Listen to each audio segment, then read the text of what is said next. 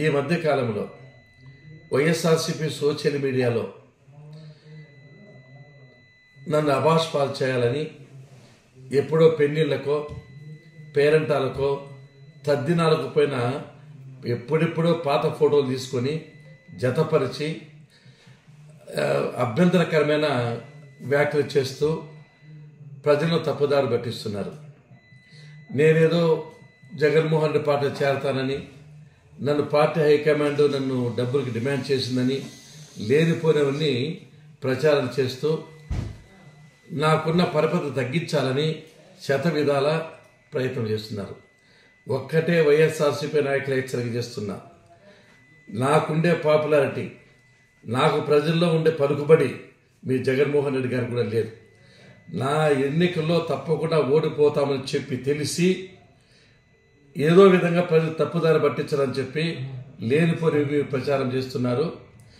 ఎవరు చనిపోయినా, యాక్సిడెంట్ అయినా, ఇల్లు కాలిపోయినా, హాస్పిటల్లో ఉన్న బంధువులు రారు, 108 రాదు, పల్లె రఘునాథ్ రెడ్డి మాత్రమే వస్తాడనే ప్రచారం ఉంది. ప్రజల్లో నాకు విపరీతమైన అభిమానం ఉంది. మీరు నన్ను రాజకీయాలు ఎదుర్కోలేక ఎన్నికల్లో ఓడిపోతామని చెప్పి ఈ విధంగా లేని ప్రచారం చేస్తున్నారు. దీన్ని ఎవరు నమ్మద్దు. ఇక ముందు కూడా సోషల్ మీడియా వాళ్ళు వైఎస్ఆర్సీపీ వాళ్ళు దద్దమ్ములు, చాతగాని వాళ్ళు, పిరికి పందలు. 30 సంవత్సరాలుగా చంద్రబాబు నాయుడే దైవంగా, చంద్రబాబు నాయుడు గారు నాకు చేసిన సహాయం కృతజ్ఞతగా ఇన్ని జన్మలెత్తినా ఆయన రుణం తీర్చుకోలేను. పార్టీ మారాలని ఆలోచన లేదు.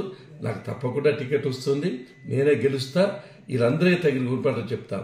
ఇప్పటికైనా మీరు ఇటువంటి విష సంస్కృతి మానకపోతే, మీరు ఓలో ప్రచారం చేస్తూ పోతే తప్పకోకుండా క్రిమినల్ చర్యలు ఎదుర్కోవాల్సి వస్తుంది. మిమ్మల్ని వదిలిపెట్టే ప్రసక్తి లేదు. మీకు దమ్ముంటే, ధైర్యం ఉంటే ఎన్నికల్లో పాల్గొండి.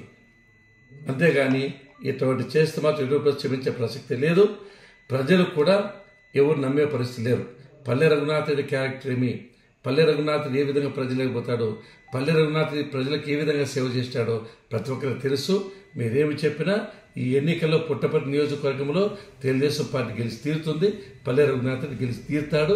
మీరు ఈ విధంగా ఉలవలో లేనిపోని ప్రచారం చేస్తే మాత్రము తప్పకోకుండా మేము కోర్టుకి ఈడుస్తాం. మీరు భారీ మూల్యం చెల్లించవలసి వస్తుంది. ఇప్పటికైనా మీరు ప్రమిదలు కావద్దు. ఎవరో చెప్పిందని ఏంటి సోషల్ మీడియా పెట్టద్దు. చేతగాని వాళ్ళు మీరు వైఎస్ఆర్సీపీ వాళ్ళు సోషల్ మీడియా లేనిపోని ప్రచారం చేసే అవసరం లేదు. ఆ విధంగా ఉంటే నేను చెప్తే ఏదైనా ఉంటే కానీ మీరు ఈ విధంగా ప్రచారం చేస్తే ఒప్పుకునే ప్రసక్తి లేదు.